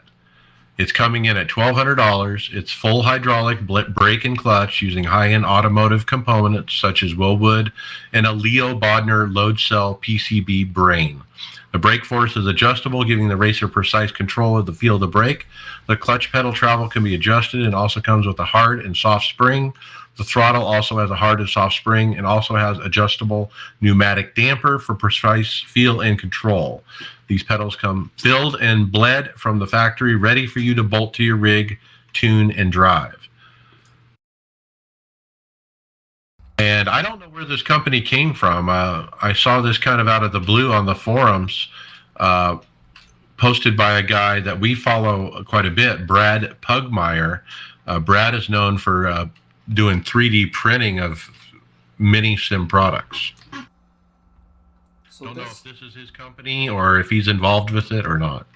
So looking at this quickly, Mike, they've got two big names in the braking community, for one for automotive and one for obviously the sim part, like with Leo Bodner load cell. That's one of the bigger names for load cell stuff, technology and in sim racing. For the electronics part, right? And then you got Willwood brake components. That's a high end those are high end braking components for cars. I see a lot on this design. A lot of adjustability, both vertically and horizontally. Yeah, You basically got an entire left to right slot where you can position the pedals if you want. Like the one thing with the VRS V3s, not VRS, the Fanatec 3Vs I have is the brake pedal. I would love for it to be just a little bit further left, and I have the pedal installed as far left as I can get it, and I have the gas pedal kind of tweaked over as far as I can get it, because it's fixed in one spot. All three of these pedal sets seem to have that option.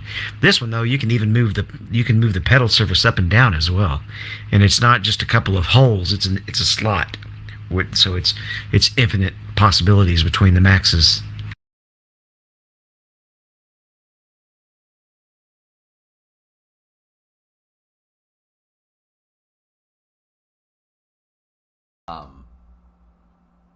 I just thought when you're pushing force down on it, that's one area you could wear out, right?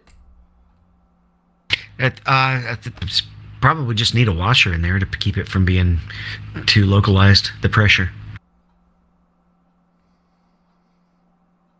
So yeah, I'll have to figure out where this company is from and that kind of thing. I haven't figured out what country they're from or anything like that. Besides, Brad Pugmire is the one who posted in the forums about it. They look good though. They look really nice and clean. Like you said, David, you can fully adjust those. I mean, looking at the picture, you can raise those pedals. You can have a really high set of pedals. Someone with large feet. I mean, that's a problem I run into quite often. I wear size 13. I just spotted a third axis of adjustment there.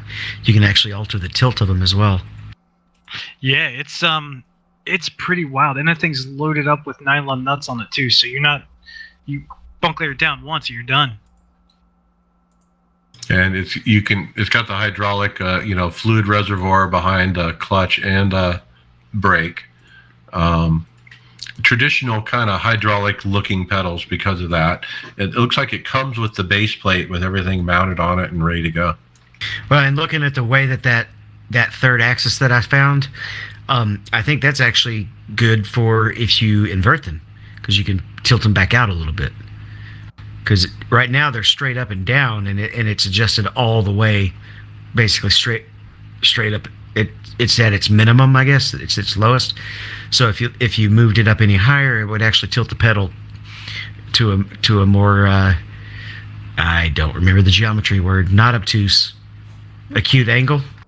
I don't know if you can take hydraulic pedals and flip them upside down though, arbitrarily, if they're not designed for that.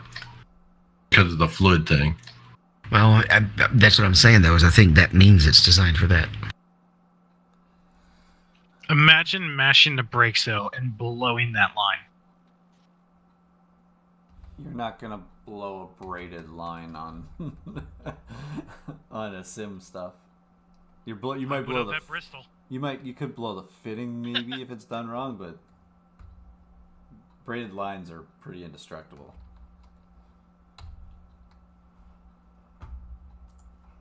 Okay, so that's our pedal show for the pedals. What's next, guys? Let's pick up where we left off. It's Brian. All right, I got this for you. It's we'll get back to earth as far as price goes. This is the Complex SimWorks flag light system. So it's Complex is spelled COMPLX SimWorks, and basically what they got are little hockey pucks with the flag lights on them, the LED lights that are programmable. I'm assuming you'd probably go through a third-party software like SimHub to program these POC lights. And you can set them up for, different green flags, red flags, yellow flags, stuff like that. And probably if you're using a product like SimHub, you can probably set them up for RPM. So it'll brighten up your system, brighten up your rig. It's always cool to have more lights and more doodads. They come in at $70 for the full iFlag round. So it's something you can check out if you're looking for flag lights on your rig.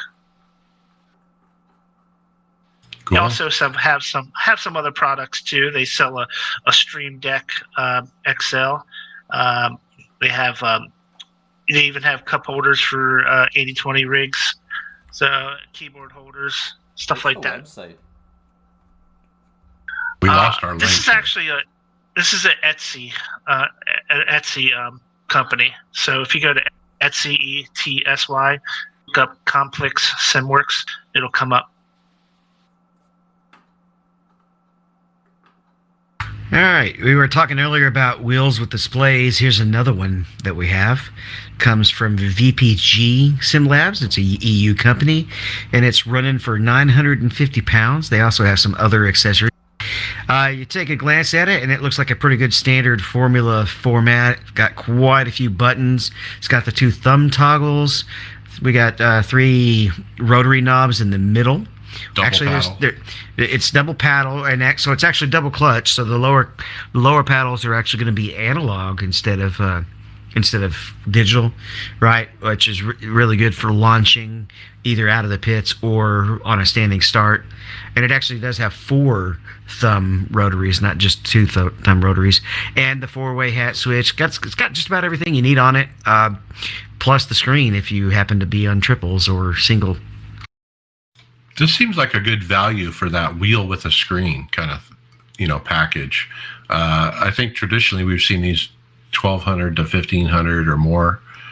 This is only $950. Yeah, it's £950 though. That's going to be about $1,250. Okay. Dollar wise.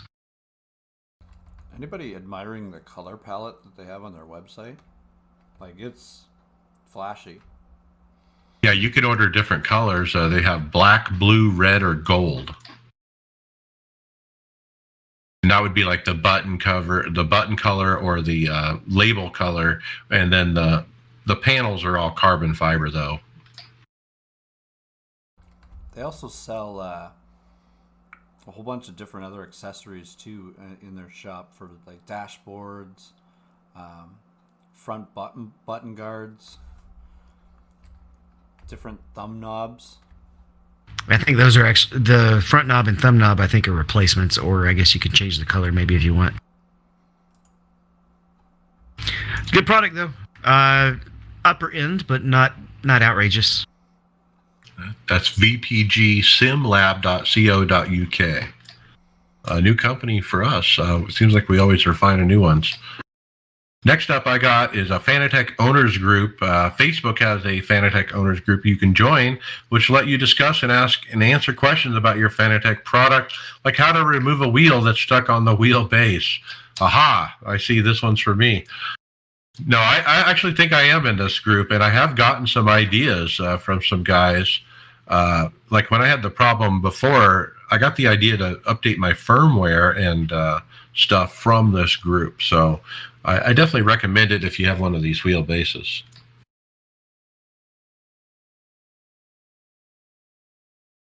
Yeah, there's a lot of Fanatic owners out there, and it seems like problems crop up here and there. So, Fanatec's online customer support is pretty tough to really get answers from.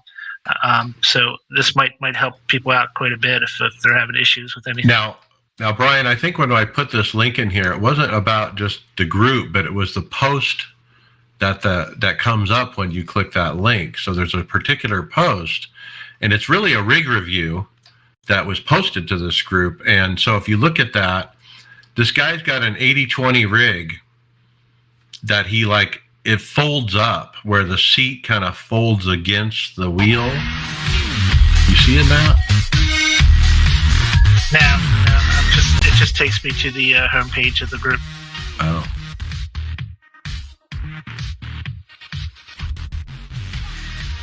Or maybe some smaller version of an 80/20. I don't know. I really like the way they advertise this, because the way that he built this rig, him and his daughter can use it to play games. It's showing her playing game, playing, it looks like a Grand Turismo game or something like that. But it adjusts into kid size, so that she just has to put a pillow behind her, so she can reach the pedals, and then it can go back. But then you can put it away and put it in the corner and not worry about it. It's so cool. It's in his living room, so he just pulls it over from the side of the wall over into in front of the TV, and like you said, the seat and everything adjust, from a small child up to a full adult, the way he's got it built. And it's really, really simple. Like, even when the girl comes in and changes it to the kid size, she just has to notch it or pull it up forward, and it just kind of sits in a slot, and then that's where it goes, and then she just puts a pillow behind it. It's kind of a unique idea. It looks like he's got some pivots or some kind of hinges on the seat platform, so it can hinge up and move closer and higher for her, or he can hinge it down, to have it fully, extended. So I've got a rig review on us for the next one. It comes out of Aussie Stig Racing. I don't know if I said that right or not. And it's a play seat.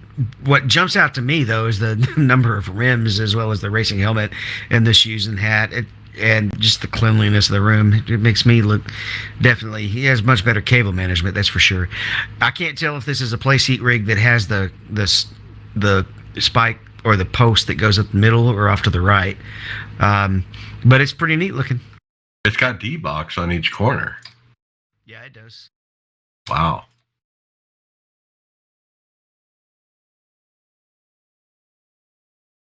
Yeah, that's what I'm seeing. I don't see a center post. And I'm not sure because there's a bar there, but I just can't tell how far right it is, if it's in the middle or not. But you would know better. Looks like You it's actually the have right a play seat. side. yeah, they're both on. It's on both sides. This is a new design. I don't know if I've ever seen this play seat because basically they really only have two different types: the Formula play seat and their GT kind of version play seat. What's that green color? Different one. Is that Aston Martin or? Yeah, that'd be the British Racing green. Right. And this is the base actually a part of the play seat, or is that something they had to get for the D-box platform? Because you can see the bar. You got the green roll bar. I'm gonna look up play seat stuff here right now. Hold on. It's pretty freaking cool. It looks like the play seat is just the seat, because that tubing there, it doesn't even look wrapped. It almost looks powder coated. Well, you do see the play seat logo on the side though of the base part. Yeah, I see that now. That's it. A very nice setup. All right, so we're gonna move to the next one, Brian, because Hold on. I have been thinking about button boxes. Before you go to that one, Brian, sorry, I'm just going to interrupt here. So the play seat is called the Sensation Pro. It is $2,900 $2,100. It's it looks like something new that they've just done. So it's quite interesting that they've changed their design. It has no center pole. And has a bigger footprint for the pedals. It looks more sturdier. Wow, that is something. It's kind of a tubular cockpit. Got a really nice wraparound racing seat, though. I don't know. That's a lot of money for a tubular cockpit. I would rather have 80/20. You know what's funny? If you get it in metallic, it's only $1,900. If it's black, it's $21, and I think it's probably more if it's under. It's $2,400 in the Forza Motorsports package, and then it's almost $2,400 for the FIA package. So I wonder if this is a custom color with the British Racing green. Yeah, he might have painted that himself or something. Okay. So yeah, button boxes. Brian, I've been thinking about buying the Derek Spears designs that mount to each side of my DD1. But this one is a nice alternative that I found as an alternative. What do you think? Yeah, it's from a company called CSC, which stands for Custom Sim Engineering. And this is what they call the Au Rouge button box. It is mounts directly to a Fanatec direct drive wheelbase like you have, Mike. So it's a left-hand side mount. So it's going to go in those two screw holes on the front of your direct drive wheelbase. So it comes, as opposed to Derek Spears, which kind of is a horizontal button system. This kind of comes out and turns downward at a 90-degree, and it's more vertical. So it has an engine start button and then a switch at the top, a couple dials underneath that, a couple toggle switches, buttons, and rotary stuff at the bottom. So, and it's all with a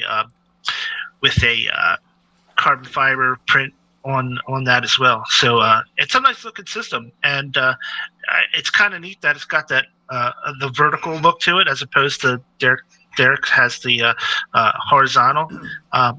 It's coming out of Europe, I'm assuming, because it's 159 pounds. So I'm assuming it's coming from England or somewhere in that area. But that's the CSE En Rouge, and you can check that out. And they do have button boxes for the other Fanatec wheelbases as well, the CSL Elites too. I just love it because I think it's less footprint than the DSDs. It doesn't take up as much space. With those DSDs, I put them on each side. They're sticking out 7 inches or something on both the left and right side of the base. And I was telling Tony that it covers up my steering wheel. It'll cover up my fourth monitor. I'm going to have to find a whole different solution for those 2 items if I get that. If I get this button box, I only have to deal with one of them, because it's only on one side, not both.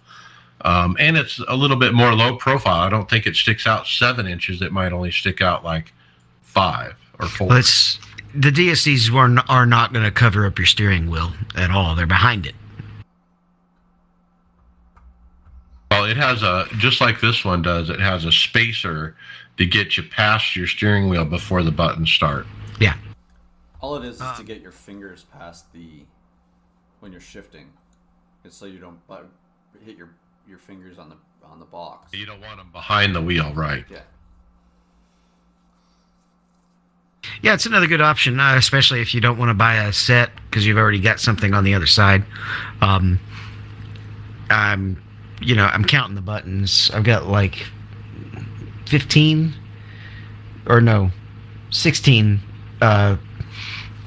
features, I guess you could say, on one side of my DSD.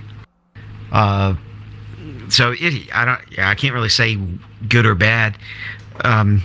Looks good, and it's Eau Rouge since we're getting all pronunciation perfect now. I was gonna say, with this also, this would be good for Mike when his paddles. He can just shift from the buttons instead of the paddles, right? Because he always has problems with his paddles not working. Well, that's actually been fixed since the firmware update. So I think, knock on wood, that resolved that. But I'm definitely looking at this price-wise. I mean, it's right at the same price as what a Derek Spears would be if I was to buy 2 of them. They're very similar, so it's just a matter of what's my preference. So, what is a pair? What is a pair of DSDs now? They're 300. Okay, yeah, this is 220. Yeah, so. Do you not? Is the reason you're looking for something to mount to your rim mic? Is it because you don't have anywhere to mount another button box too? Is that why you're doing it? Pretty much. I mean, there's another option. I could just buy a regular, like a square, rectangle button box, simple. And I do have a place down below the fourth monitor. I could mount that, and it would be okay. It wouldn't be horrible, and I wouldn't have to move anything if I did that. But I like the idea of what David has, and I just think it looks cool. And I think this one actually looks a little better, though. Yeah, directly mounting to the wheelbase is pretty convenient, even though there is profile there that you could mount to in the same location. I mean, it's literally, my boxes are literally leaning against the profile that holds the wheel up. I don't know. So more to come. I haven't decided. I was telling Tony, I'm almost waiting for that Max Pappas seat to be announced as far as for sale and what the price is, because I really want a seat, but I'm not going to buy both of them. So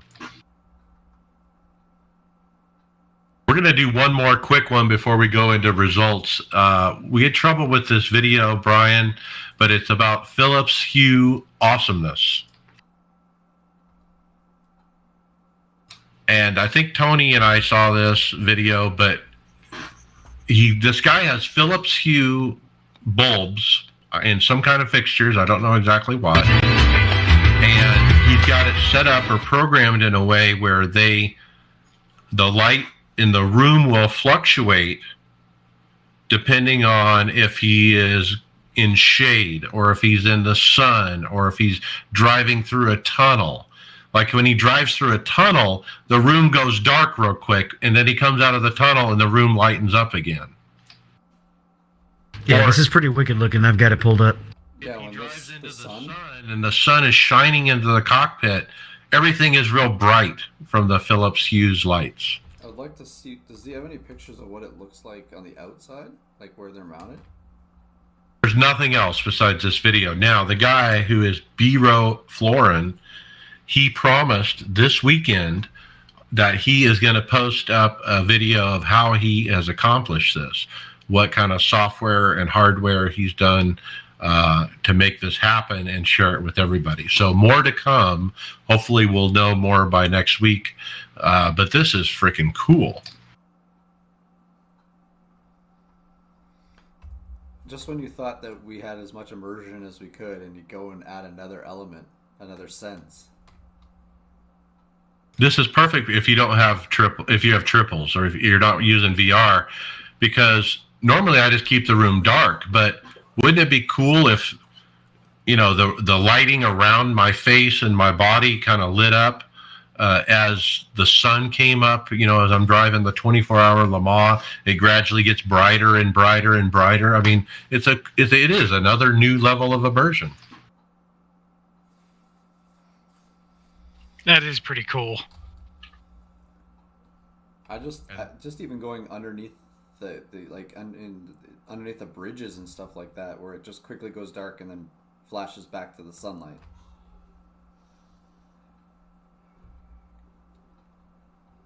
Yeah, the brilliance from the sunlight coming in the cockpit, that looked really cool too. It almost looks like the light he's putting on his arms is like an orange, you know, bright orange kind of light. It's, you know, like you could kind of replicate sunlight, so to speak. Yeah, it'll be really pro if you can make it at nighttime blink whenever somebody's flashing their lights behind you. Oh, yeah. I'd love that. Okay, we're going to jump to results. And so let's talk NASCAR iRacing series. We have the Easter off week. So we'll jump right into Martinsville this week. Last night, we didn't have a big turnout, did we, David? It was me and Tom. That was it. You had a recital that you were at because, yeah, you actually do family things, right? Yeah, I missed the race, but how'd you run? P9, you know. There wasn't a whole lot of racing to be done, to be honest. It was just a matter of not whether you could keep your nose clean.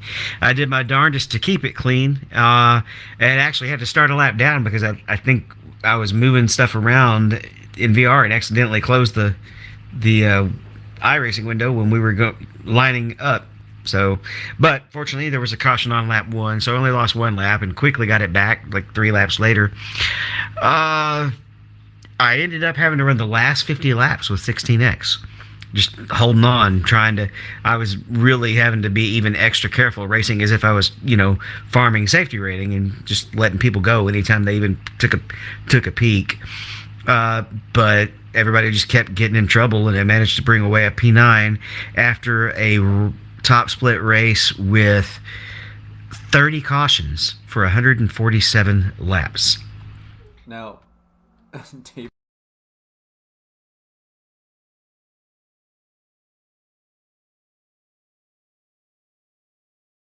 it took 2.5 hours.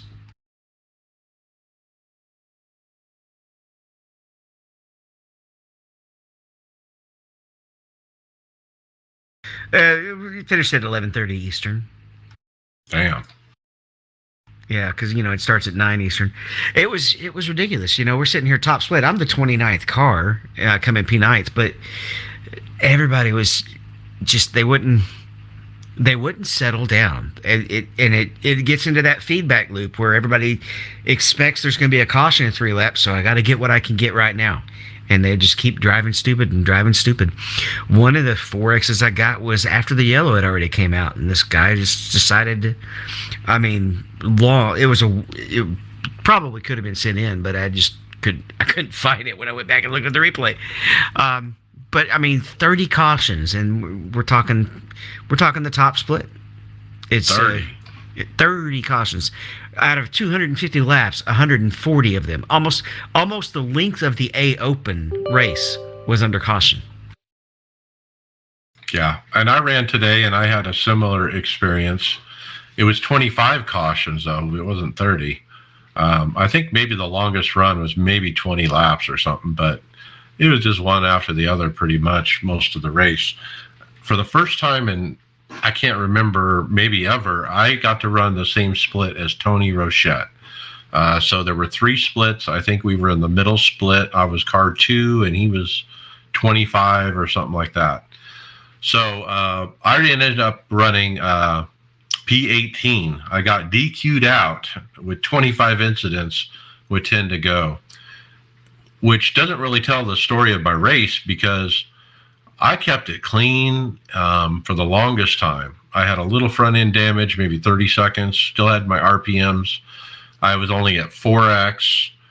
At about 30 to go, I was in second with fresher tires than the leader, and I was on his bumper, just kind of waiting to pounce. And a caution came out at some point right there, and it went downhill ever since. I got caught up in crap. I got wrecked. I got in stuff that wasn't my doing, and the incidents just started piling up. And before you know it, drive through. And before you know it, I'm DQ'd. And it turned out being one particular guy gave me 12 of my X. And apparently he wrecked a lot of others too. But it always seems like there's one guy in the race that's like that. And it only takes a couple of them because it takes so long for them to get DQ'd out.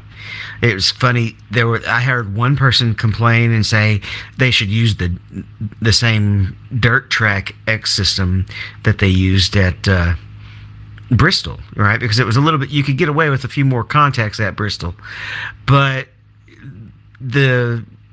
at dirt you could also have the contact and not have the caution every 2 laps, even though we got the Bristol dirt was pretty caution festy too, but this was worse.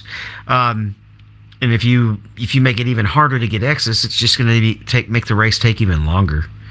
But on that same token, there's real inconsistency in the caution or the way the X's come out, because you could T-bone a guy and get a 0X, and then you could nudge a guy and get a 4X.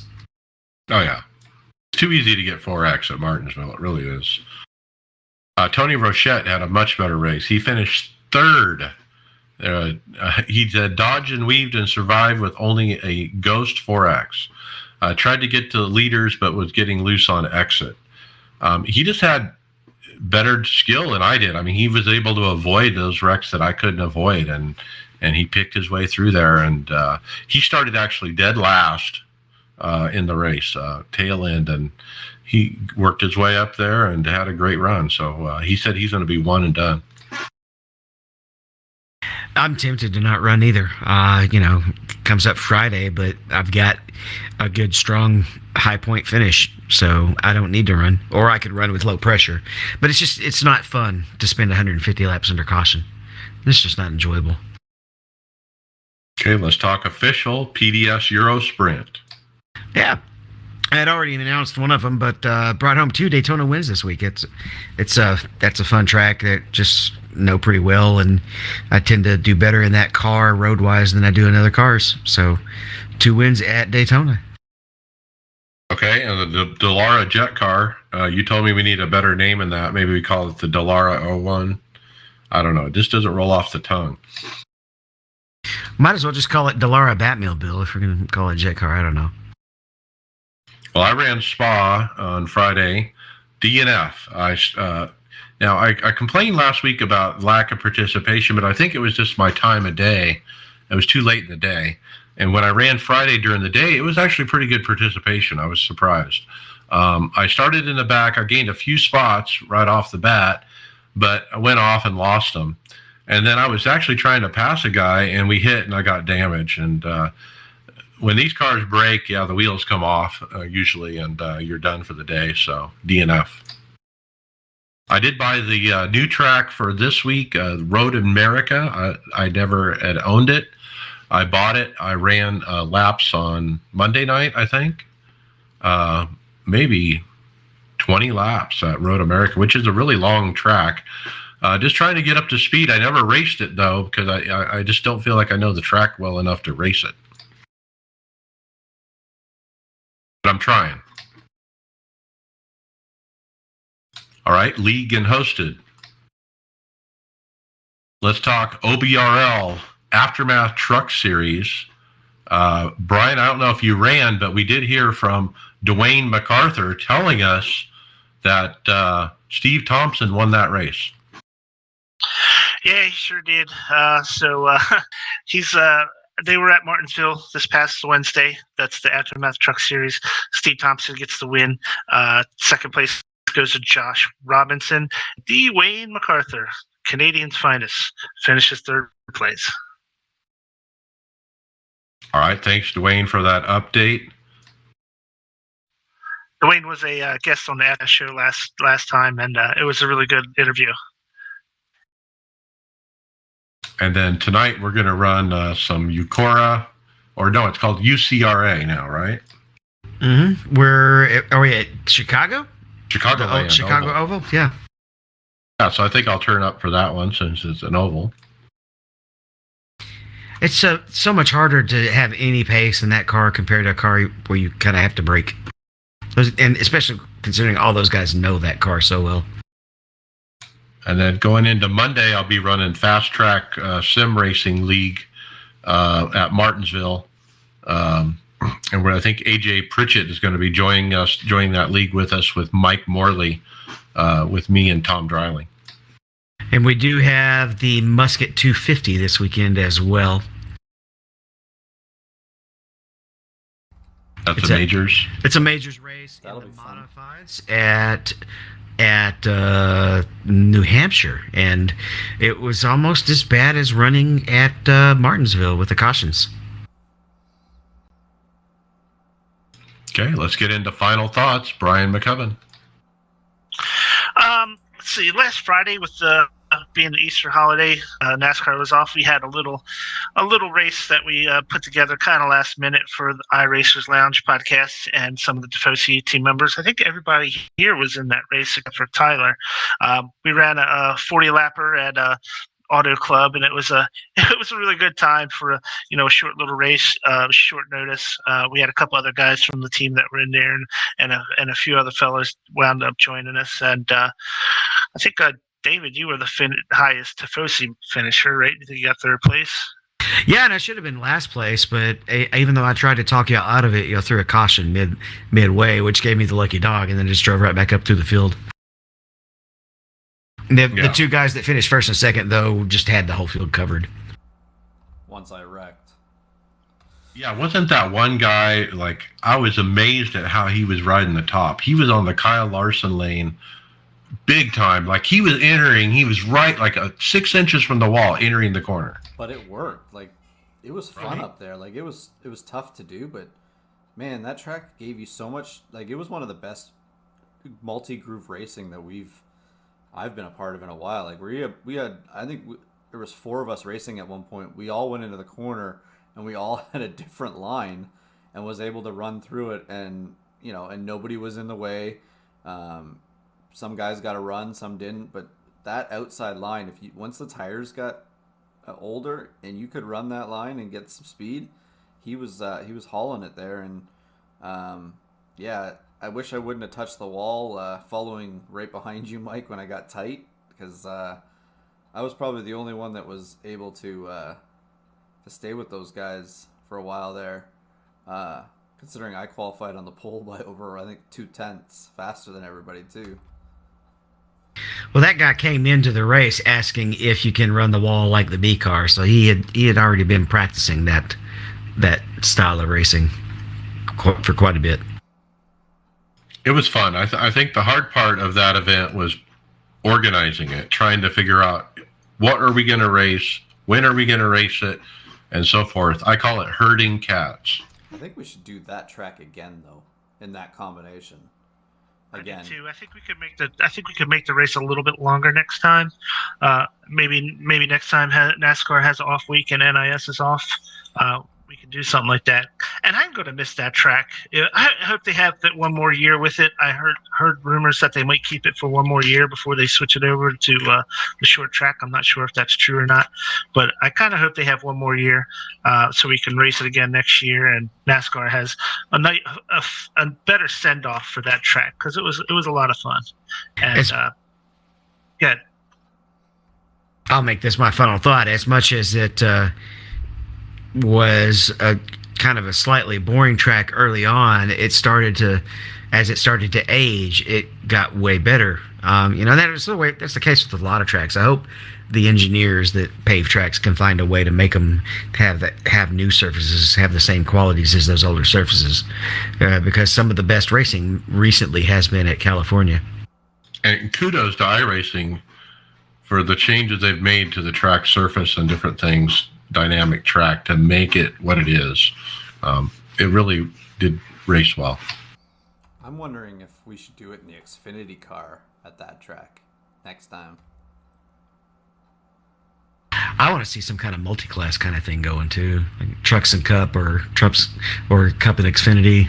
We need to get a registration though so we can kind of equal it out, not have like 2 Xfinity guys show up and the rest are Cup or something like that.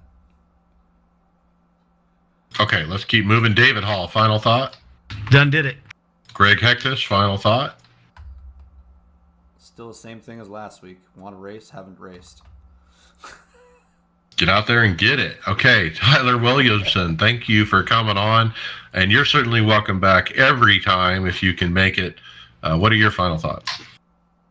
Now, I just want to say thank you to you guys. Thank you guys for letting me join the team, and just all the help all of our teammates have really shared has really helped me out big time. And I got to say a huge thank you to Brian. He answers all my stupid questions before I send them to you guys. So he's been a great teammate, and just very, very excited to be here. Thank you, guys. All right. Yeah, we're happy to have you. All right. My final thoughts. Yeah, I'm just contemplating what to buy next for my setup. Is it going to be the Max Pappas orange and black racing seat? Or is it going to be the Derek Spears Designs button boxes for the DD1? Or maybe that other one, the Custom Sim Engineering vertical box I saw. I don't know. I'm debating. This is kind of something I do whenever I buy something. I kind of weigh the pros and cons. What product is going to give me the best value? What do I want? I don't know. But it's sure fun looking at it and trying to figure out how to spend money. So with that, we'll see you on the track. Later.